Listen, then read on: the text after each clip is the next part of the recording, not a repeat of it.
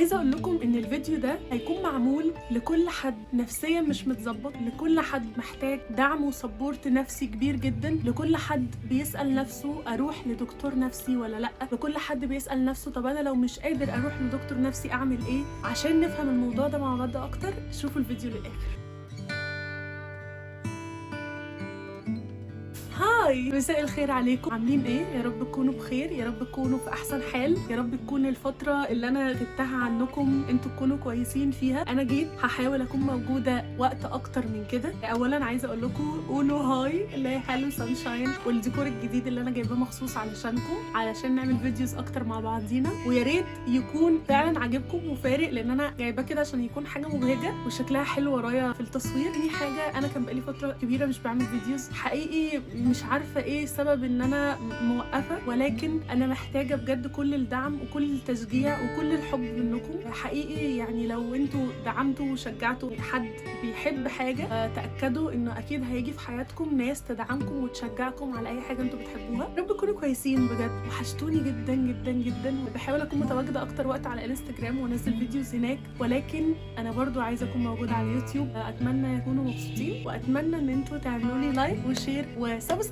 علشان بجد دي حاجه هتفرق معايا جدا وهتساعدني وتشجعني ان انا اتخطى الفتره اللي انا فيها واكمل. يلا نبدا الفيديو. اول حاجه يا جماعه، انا بقالي 3-4 شهور 5 شهور حاجه في الرينج ده بتابع مع اخصائي نفسي او اخصائيه نفسيه. الموضوع مهم جدا، الموضوع مش كبير بس الموضوع حقيقي يستحق، نفسك تستحق. واي حد متردد للفكره دي انا جاي هنا عشان اقول لك لا، ما تترددش، ده حقيقي هيكون احسن قرار انت اخدته في حياتك، خصوصا لو انت قدرت توصل للشخص الصح او للاخصائي الصح او للدكتور الصح او للمعالج النفسي الصح. هيكون بجد من احسن القرارات اللي اخدتها. القرار ده انت بتاخده من نفسك ولنفسك وعلشان نفسك. فانت تخيل ممكن يكون ايه احساسك اتجاه نفسك عشان انت بتعمل ده علشانها، ما تعملوش علشان اي حد تاني غيرك. مجرد ما انت بتبتدي تاخد الخطوه دي بتحس بانجاز كبير جدا، وفعلا هو انجاز وخطوه مش سهله، والقرار ان انت تاخد القرار ده مش سهل، ولكن بجد زي ما قلت لك صدقني هو من احسن القرارات اللي انت هتاخدها في حياتك. امتى اقدر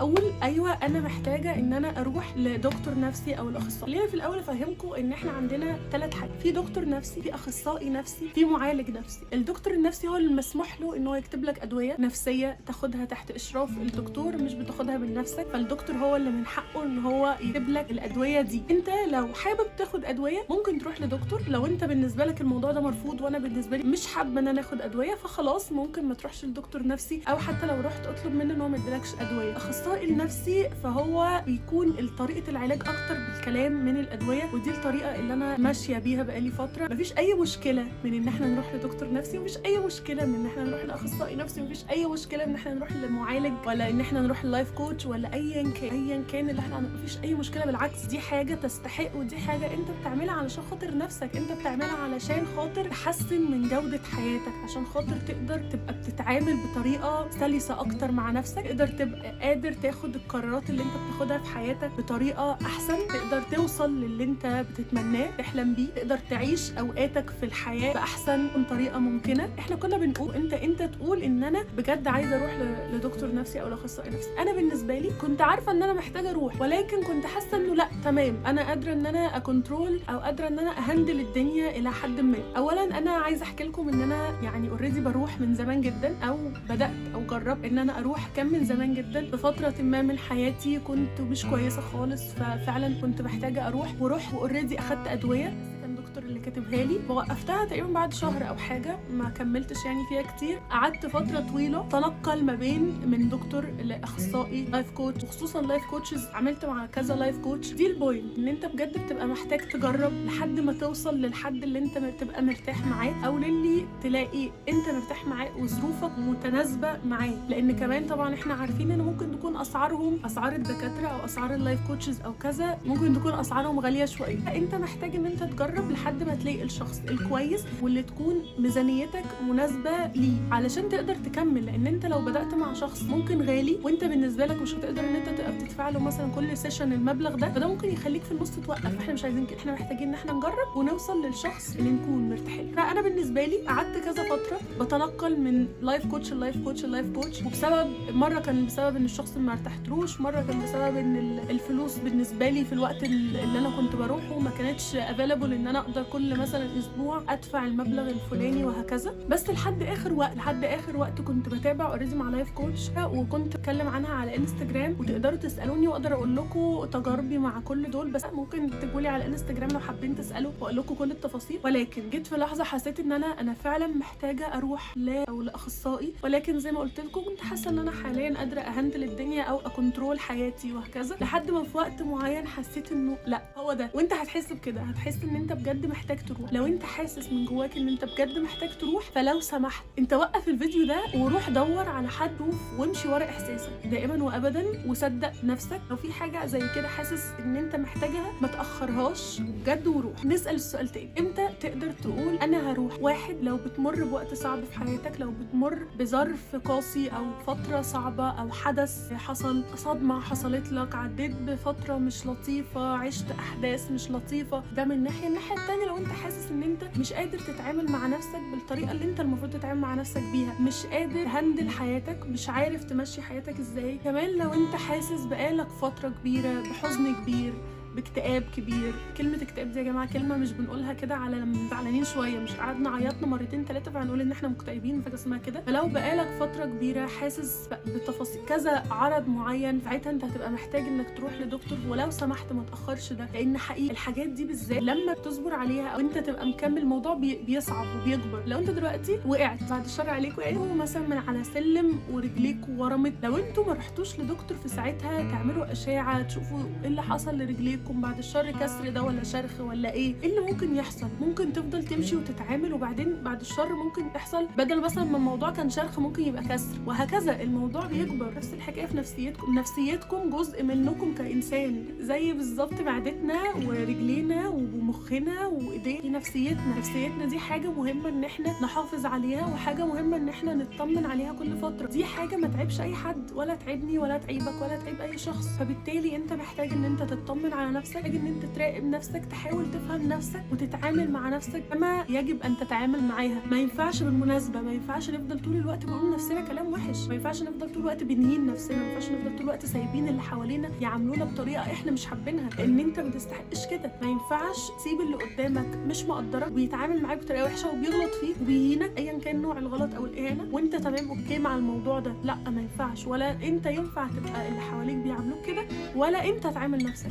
فبالتالي نعامل نفسنا بطريقه لطيفه. ولو مش قادرين نحب نفسنا نتعلم ازاي نحب نفسنا، ولو مش عارفين نتعلم لوحدنا نطلب المساعده بكل بساطه. ايه المشكله لو طلبنا المساعده؟ ايه المشكله لما نطلب المساعده من شخص خبير، من شخص دارس، من شخص متعلم؟ بصوا الموضوع مش سهل ان انتوا تلاقوا الشخص اللي هيقدر يتكلم معاكم او يسمعكم. سبب ثالث، او انت تقول انا عايزه اروح لدكتور او لاخصائي، محتاج حد يسمعك، لما تبقى محتاج حد تتكلم معاه، لما تبقى محتاج تخرج اللي جواك مع حد، لما تبقى انت لوحدك او مش لاقي حد جنبك، مش لاقي حد يدعمك ويسندك. يعني اي سبب من دول كفيل جدا وكافي جدا ان انت تاخد الخطوه دي. انت اهم من كل شيء، انت اللي باقيلك. فكره انك تطلب المساعده حاجه ما تقللش منك نهائي. فكره انك تتعلم تحب نفسك، تبقى عايز تبقى احسن، ما يقللش منك. عارفين اكتر حاجه بسطاني الفتره الاخيره بجد حقيقي قد ايه احنا بقينا بنتكلم في الموضوع ده على السوشيال ميديا كتير جدا، وبقى في ناس كتير وفيديوز كتير بتتكلم عن حاجات نفسية كتير، سواء القلق، سواء التوتر، سواء البانيك اتاك، سواء الاكتئاب. حاجات كتير جدا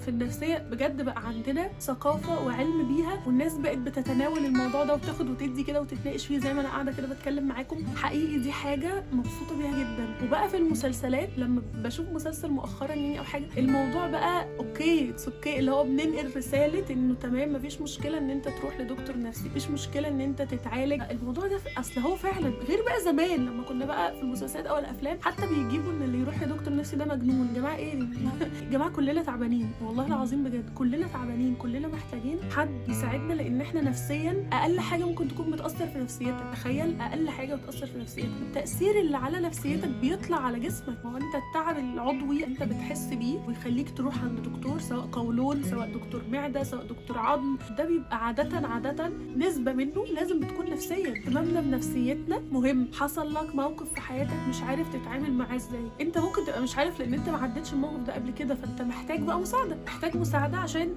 نعدي بيه ازاي. عايزه اقول لكم على حاجه كمان، ما تفتكروش ان الموضوع سهل. القرار ده على قد ما هو قرار مهم جدا على قد ما هو قرار برضو محتاج صبر. انتوا مش من اول 2 سيشن هتروحوا وهتبقوا زي الفل، لا نصبر. واحنا زي ما قلت لكم بنطمن على نفسنا وبنتعلم واحده واحده، بنتعلم. وصدقوني انا من كام سيشنز اللي حضرتهم حقيقي في حاجات كتير اتغيرت فيا للاحسن، وبعدين من غير ما تحسوا بجد، من غير ما تحسوا هتلاقوا ان انتوا بتتغيروا وبتتطوروا. نعمل ايه لو احنا مش عايزين نروح لدكتور او ما عندناش الامكانيه حاليا ان احنا نروح؟ حاجتين. اول حاجه اكتبوا ثم اكتبوا ثم اكتبوا ثم اكتبوا. اكتبوا في نوت بوك، اكتبوا على الموبايل، اكتبوا في شات برايفت بينكم وبين نفسكم على واتساب. اعملوا اي حاجه انتوا نفسكم فيها بس اكتبوا، عشان برضو احنا مش بنبقى عارفين نكتب ايه. اكتبوا مثلا انتوا دلوقتي كنتوا مع اصحابكم واتخانقتوا مع بعض، امسكوا النوت عندكم، اكتبوا ده حصل كذا كذا وهي قالت لي كذا وانا قلت لها، واحكوا الموقف كانكم بتكلموا حد تعرفوا. احكوا الموقف وفي نفس الوقت اكتبوا انتوا حسيتوا بايه، قولوا رد فعلكم. امسكوا الواتساب برايفت ده، افتحوا فويس وسجلوا لنفسكم، صوروا فيديو لنفسكم واتكلموا، وبعدين سرعوه. خرجوا اللي جواكم، خرجوه وما تكتموهوش باي طريقه، لان دي اسوأ حاجه ممكن تعملوها في نفسكم. دي حاجه. الحاجه الثانيه،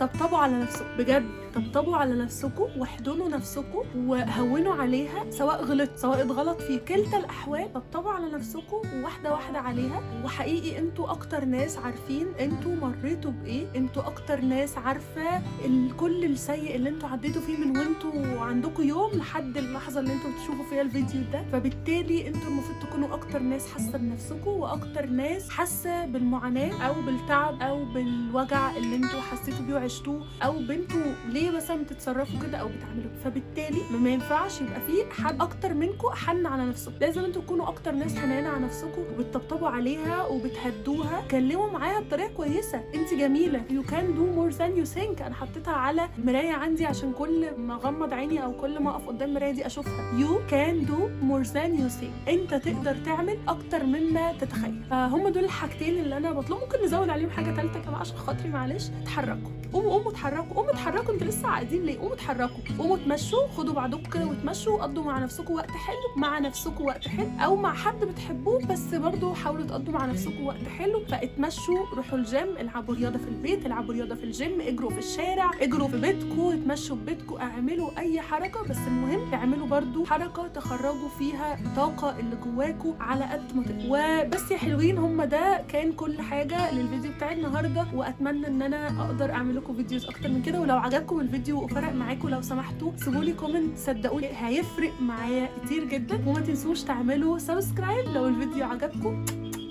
باي باي.